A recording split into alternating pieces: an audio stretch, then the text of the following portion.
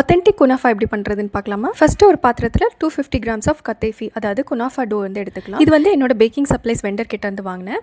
இது வந்து சின்ன சின்னதாக ஃபஸ்ட்டு உடச்சிட்டு அதுக்கப்புறமா 25 கிராம்ஸ் ரூம் டெம்பரேச்சர் பட்டர் வச்சு குனாஃபா டோவில் இந்த மாதிரி நல்லா மிக்ஸ் பண்ணி விட்டுக்கணும். இப்போ குனாஃபா ஃபில்லிங்க்கு 300 ml பால் வந்து நல்லா பாயில் பண்ணிவிட்டு அதில் 50 கிராம்ஸ் ஆஃப் சுகர் வந்து ஆட் பண்ணி நல்லா மிக்ஸ் பண்ணி வச்சுக்கலாம். இப்போ இந்த பாலில் 3 டீஸ்பூன் ஆஃப் கார்ன்ஃப்ளவரை கொஞ்சமாக தண்ணியில் கரைச்சி மிக்ஸ் பண்ணி விட்டுக்கலாம். கொஞ்ச நேரத்தில் பால் வந்து அப்படியே மிக்ஸ் பண்ண கெட்டி ஆகிட்டே இருக்கும். இந்த டைமில் 4 டேபிள் ஸ்பூன் ஆஃப் ஃப்ரெஷ் க்ரீமும் ஆட் பண்ணி மிக்ஸ் பண்ணி விட்டுக்கலாம். ஃபைனலாக கொஞ்சமாக ஷ்ரெட்டட் மொசரெல்லா சீஸும் ஆட் பண்ணி மிக்ஸ் பண்ணிவிட்டு ஸ்டவ் ஆஃப் பண்ணிடலாம். அவ்வளோதான், ஃபில்லிங் ரெடி ஆகிடுச்சு. இப்போ நான் அந்த குனாஃபாவை அவனில் பேக் பண்ண போகிறதுனால ஒரு 7 inch டின் எடுத்து அதில் ஃபுல்லாக பட்டர் வச்சு நல்லா க்ரீஸ் பண்ணிவிட்டேன்.